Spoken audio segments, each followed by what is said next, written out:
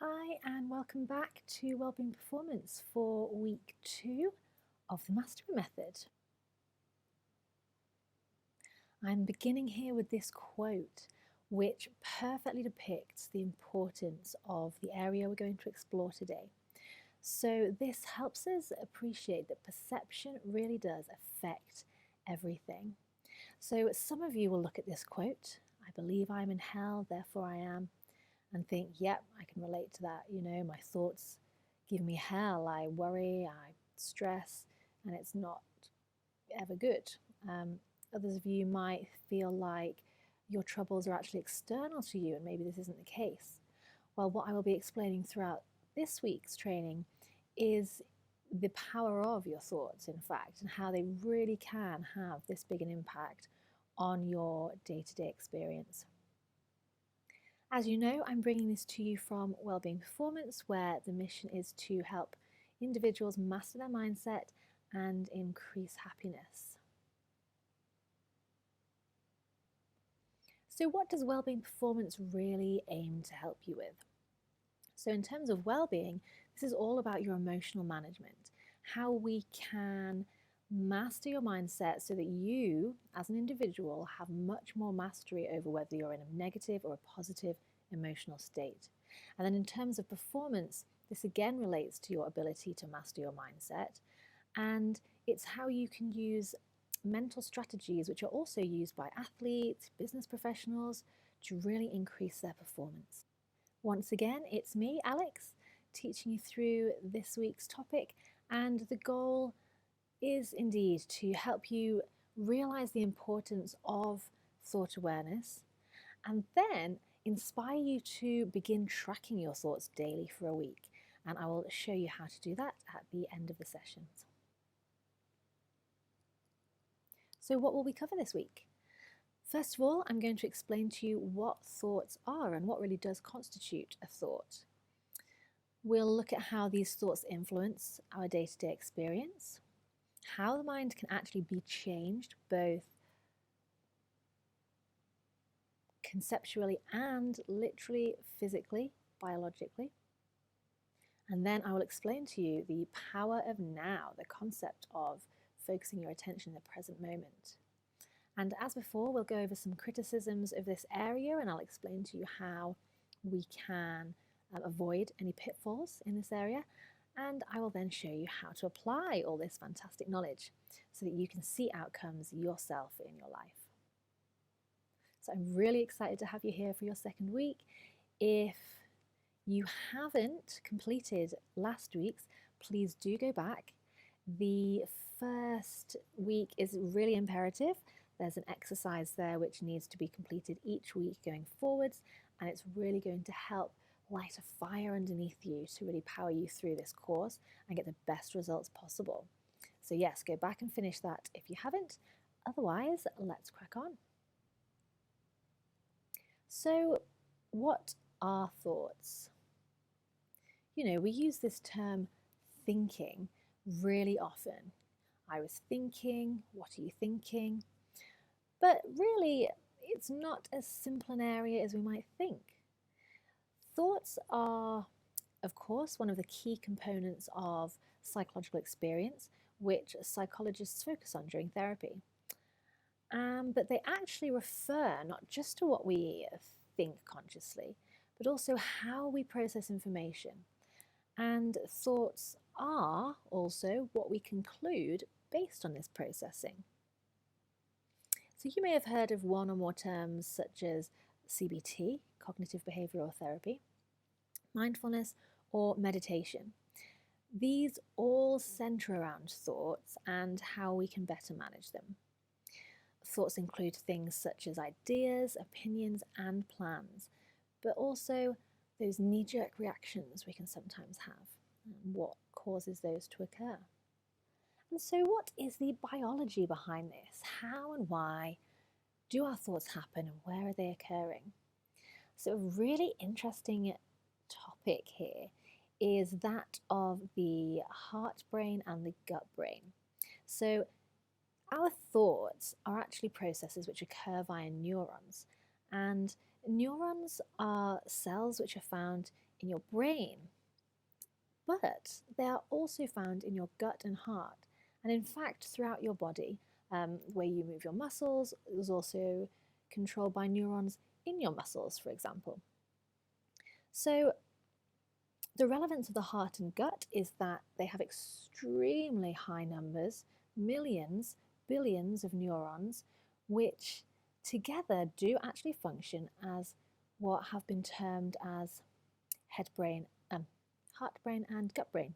So there are thoughts which we have some level of access to, and this also is relevant in our brain. But there are other thoughts which we are not aware of. Now, the thoughts you're aware of on a day-to-day basis appear to occur in the central executive part of the prefrontal cortex at the front of the brain. So in this diagram where the red area is, this is your prefrontal cortex. So with practice, we can in fact bring some elements of hidden thoughts, which happen in the rear brain and also can be stored throughout your body, we can bring those into our awareness. So in this process involving the front area of your brain, what happens is similar to what happens when you use random access memory on a computer.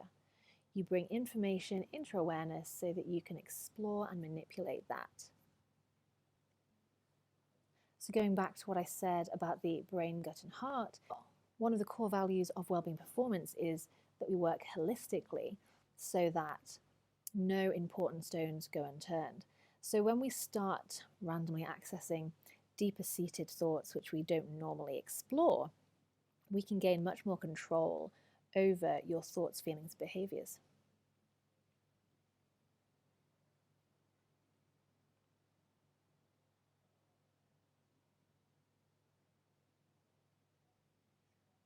Okay, so now it's really important for us to think about why thoughts are so important. Why are they important to our performance and our well-being?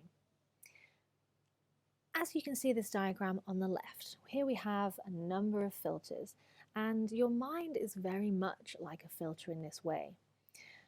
All of the information you process on a day-to-day basis is filtered through your previous conditioning via your brain. For example, when you see a chair, you call it a chair, and you are highly unlikely to question this day to day. This is extremely necessary and practical for day-to-day functioning at a realistic rate.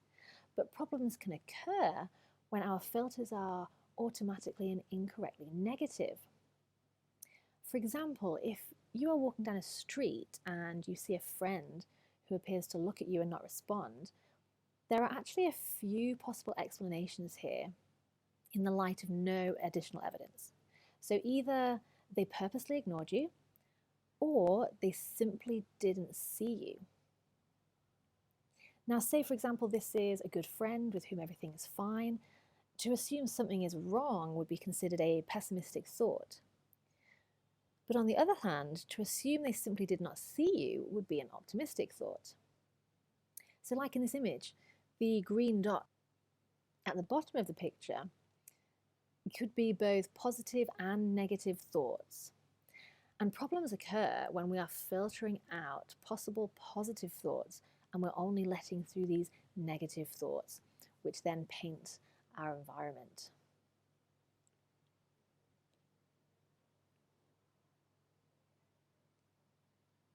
And this in itself has some massive knock-on effects. So research evidence has shown that once we have perceived something negatively and that negatively influences our emotions, of course, that negative emotion we experience further exacerbates this problem and increases our chances of noticing negative stimuli or jumping to negative conclusions. In other words, information processing by humans can be biased by their emotions. So for example, anxious and depressed people do tend to make negative judgments about events and would interpret ambiguous stimuli unfavorably. And that in turn leads to more negative emotions, which leads to more negative thoughts. So if you've ever had what felt like a downward spiral where just one thing goes wrong and another thing, and it's really difficult to pull yourself out of that bad mood. This is because of this cycle we experience. And as part of that experience, behaviors also come into play because your thoughts and your feelings inevitably affect how you then show up in the world. If you're feeling positive, you're more likely to be cheery and confident. If you're feeling negative, you're more likely to shrink down potentially and maybe speak badly to others.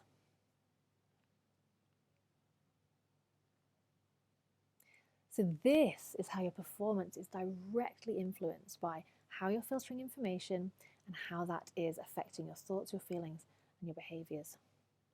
Now, thoughts, feelings, and behaviors is a really key component to CBT, for example. So some of you may have seen this in practice. And thoughts, feelings, behaviors as a cyclical group is really the fundamental core focus of all psychological work. So it's extremely important that we focus on these areas through this course. So in line with that, here we have a quote. The pessimist complains about the wind, the optimist expects it to change, and the realist adjusts the sails. So that is what we're doing here. We are learning to appreciate that, yes, optimism and pessimism affect us, but also that we can change which of those we are. If you're interested actually in learned optimism, which can really positively influence life, there is a book by Martin Seligman called Learned Optimism, which I would highly recommend you taking a look at. Okay, so now we are getting into the exciting part. So I was thrilled as a student to realize that in fact we can physiologically change our brains in a way that stands us in better stead to have positive mental health. So this is called neuroplasticity, and this has been defined as the brain's ability to reorganize itself by forming new neural connections throughout life. So neuroplasticity allows the neurons, your nerve cells in the brain, to compensate for injury and disease, but also to adjust their activities in response to new situations or changes in the environment. So whereas you may have heard historically or once upon a time people saying, oh, past a certain age, someone can't learn new things or people never change, this is in fact a fallacy. And with individual drive and personal desire, we can take actions which will change our minds. So what is actually changing is the grey matter in your brain. There was research conducted in 2004 which actually evidenced that this grey matter can be changed through psychological training. And this is such an important part of the brain when it comes to the work we're focusing on here, because grey matter includes regions of the brain involved in perception, such as seeing, hearing, but also memory, emotions, speech, decision-making, and self-control. So it's just an absolutely incredible thing. By focusing on these brain training exercises, you can literally, it's like strengthening your muscles physically, you're strengthening your mind and building more physical ability to perform in your preferred way. So you may well have heard of mindfulness. Mindfulness has been shown to literally increase matter in the brain. How exciting is that? And what do we know about mindfulness? This is us increasing our consciousness. And consciousness is that wakefulness in the mind. And this emerges only after the mind is aware.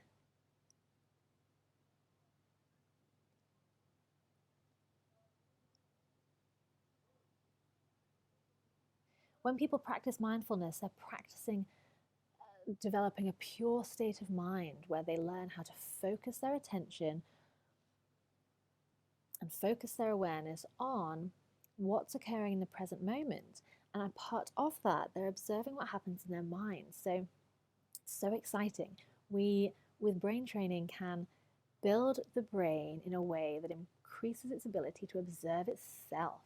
And that is what gives us some fantastic self-control an ability to almost be our own coach.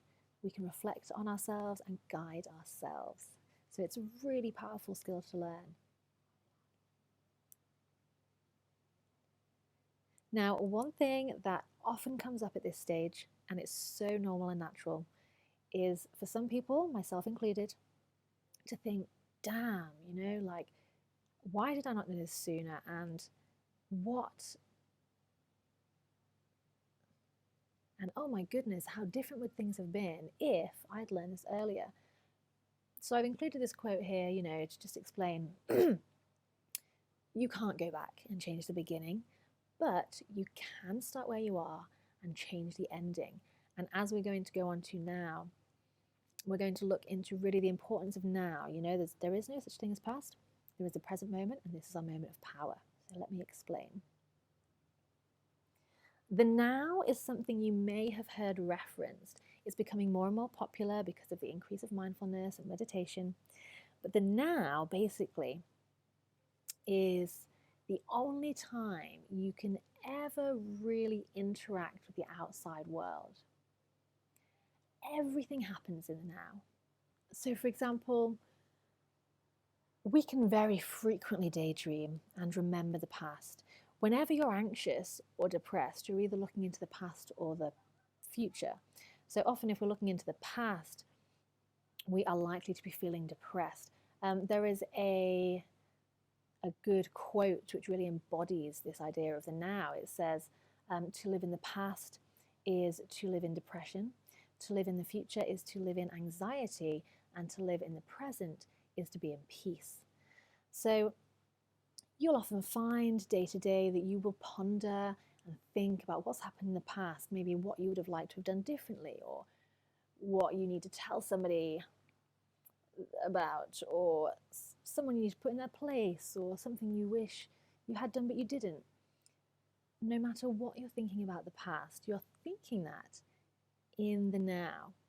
So you zone out for a moment from the present moment where you could walk over and speak to somebody or open a door or do something, and instead you go into your mind and you retrieve relevant information from your past and you scan it, like when we described the random access memory. You're like a little computer reflecting on the past, and you're doing that in the now. And although from an internal perspective it almost feels like we travel back to the past, in fact we're simply recalling the past in the now. Similarly with the future, the way our brains work is they take information from our past experiences, they rehash them all, and they make predictions about the future. How many times have you thought to yourself something about the future and just taken it as gospel that this would definitely be what happened? Coronavirus in 2020 is a perfect example of this. So many people were completely taken aback because nothing was going as planned, and we had all been visualizing particular futures that we just assumed would play out. And because they so frequently do play out as we predict, we almost think the future is a real place that we visit mentally. But in fact, we're just in the now, making predictions about the future. So the real take-home point here is whether you're thinking about the past, whether you're predicting the future, whether you're engaging in what's around you, it all happens in the now, and that's the only moment, the only real moment in time that there is. Another really good point here is that actually memories are very unreliable. So often we think that we're remembering the past, and it's a faulty memory. We might then see a photograph and think, wow, I remembered that thing wrong. So it is also important to note that past and future thinking is not always as helpful as we might think. So the point here really is your power lies in the now, and the work that we do as part of this course, that's all going to happen in the now. And the more we can stay present, the more aware we can become of our own thinking, and the more self-directed we can be in the present moment, the better our mood and performance can be. So there really is no time like the present. This quote could not be any more pertinent, and I want you to take that with you this week as you do your exercise. So what are some of the key criticisms about this area? Now, one thing I have heard so many times, particularly by modern day gurus and self-help gurus, is wow, that psychologists love to keep people dwelling on the past and rehashing the past and just making their life miserable. This, I have to say, is an absolute lie. If there is a therapist you come across who wants you to just dwell in the past and just relive that and stay there, walk away, because that's not the purpose of going into your past.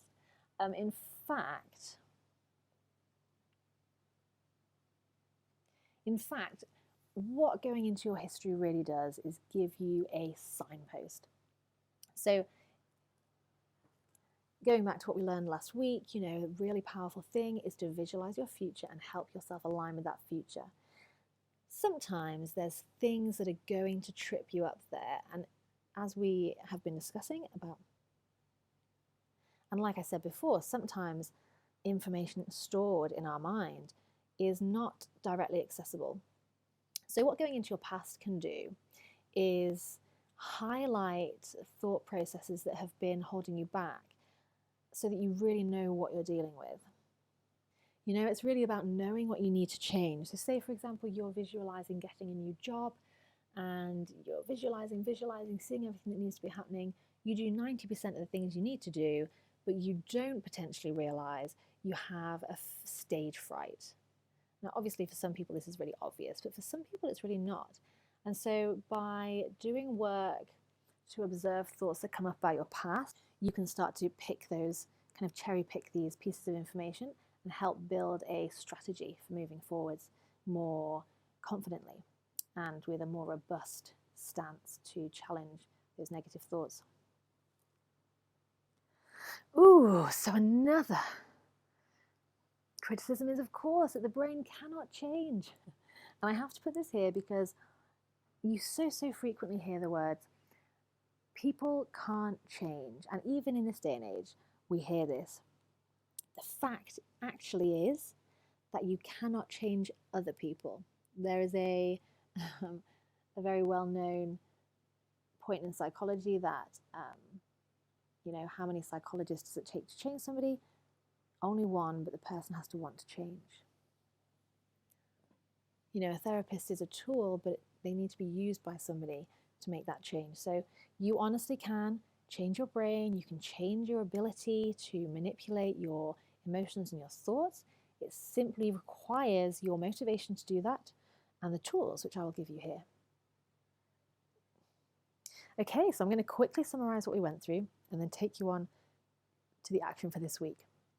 So I've taken you through really what thoughts are, what constitutes a thought, and the fact we have hidden thoughts, what the importance and relevance is of thoughts to your day-to-day experience, and the relevance of kind of filtering all that information day to day. I've explained to you how you can physiologically change your brain, which is so exciting, and how all that change that you make will have to happen in the now. And that going forwards, just generally with improving your emotions and your performance, your power will always lie in the now, and realizing this can really help us avoid negative cycles and take action to increase positive cycles. We've gone over some core criticisms, and now I will tell you how you can begin to gain access to these oh so powerful thoughts and begin physiologically changing your brain. So I mentioned mindfulness during the session. This is the strategy we're going to be using this week. Mindful awareness can be attained by focusing on your breath. And this is because your breath happens naturally, instinctually, and if you drift off and you stop paying attention to your breath, the breath will still be happening and it's still always with you no matter where you go. So what we call this is the anchor. We can use your breath as an anchor to help you realize when your mind drifts despite you trying to maintain focus of the mind. So mindfulness has been defined as the awareness that arises from paying attention on purpose in the present moment and non-judgmentally. So the point of mindful awareness is really to be the observer of your own mind.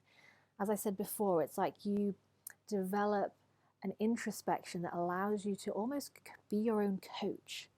You can see what you're thinking and you can say, wait, this is better, this is good, this is not working, this is working, let's go in this direction, and so on. So it's so exciting, it gives you so much more power. And no matter what stage you're at really with this, I will say that you are still highly likely to achieve something more this week, because no matter how aware of your thoughts you are, you can always dig deeper. Your mind, when you do this practice, becomes almost like an onion, and you peel back layer upon layer and gain more and more insight into deeper seated and more hidden thought processes. So through this exercise, you will be observing and uncovering your thoughts moment to moment. So again, this is drawing upon what I've explained to you about the importance of the now, because you will be in the now, observing what you think in the now and seeing how they vary. And your thoughts will vary. And despite you trying to focus on your breath, thoughts will arise and take your focus away from your breath. And this is the very interesting and important part.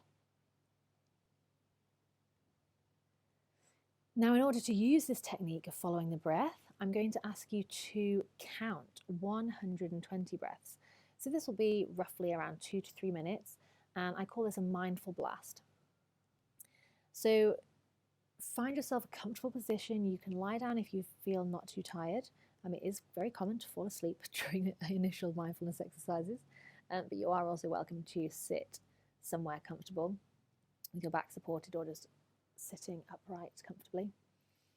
Now, you can close your eyes if you like, or you can relax your gaze and kind of let your eyes drop maybe 1 or 2 meters ahead of you. And then just begin following the breath. You can take 1 or 2 deep breaths. A good strategy is to visualize your breath going from your mouth down your torso, down your legs to your toes, and then breathing out again, tracking up your toes to your knees, to your hips, and up your torso again. That can really encourage a deep breath that can help you relax. And then just begin counting your breaths. Allow your breaths to happen naturally, follow the natural rhythm of your breath, and begin to count. So you can do 1, 2 if you like, or you can count each inhale and exhale as 1. So just follow your natural rhythm. Now, what will highly likely happen is that you will count maybe to 10, 20 or 30, maybe more, and then suddenly you'll be at a higher number. You've missed a load. That's what we're trying to get here. We're trying to get a moment where you realize you've drifted off. The minute you realize you've drifted off, you've had a mindful moment. You've had that introspection to realize, oh, I did something I didn't intend to do with my mind, but I've seen it happen. Okay, so you'll go through that process, you will observe your breathing, you'll be counting, the mind will wander, you'll come back, and in order to start building not only the strength in your mind to observe, we're also going to use this exercise to build a conscious awareness of the kind of thought patterns you have. So I'm going to ask you to do this swift journaling method. And when you've finished, just very quickly make a note of these 3 bullet points. So first of all, roughly how many times did your mind wander? How many times did you lose track of your breathing and drift off? Just roughly, how many times? Then what did you think about? Were you planning? Was it a particular person? Was it positive? Was it negative? What was it? What was the content? And then lastly, when was it? Were you retrieving past information? Were you observing the room and just thinking about what you were seeing or feeling in the moment? Or were you making predictions about the future? And that's very simply it. So this exercise, just a 2-minute mindful blast, is what I would like you to do this week. And I would very much like you to do it every single day. It's literally 2 minutes, just 2 minutes. You can do it as soon as you wake up. You can do it on the bus. You can do it on your lunch break. It's so simple. You can just jot the answers down on your phone if you like. And it is just invaluable. The amount of insight you can gain just from doing these short exercises daily is fantastic. You or somebody else you know may have done a mindfulness course of some sort, and they can often include some very, very long practices, like 30 minutes, 40 minutes. And that's great for gaining like a really in-depth experience of your mind. But the fantastic thing about this 2-minute blast is A, it's more efficient for you, but B, it also, I think, gives you a very realistic understanding of just how much information can run through your mind in such a small space of time. And then you can, personally multiply that in your mind just to realize how much goes through your head day to day. So good luck with that. I hope you enjoy it, and feel free to send me any questions throughout the week. And otherwise, good luck and enjoy, and I will see you for week 3 next time.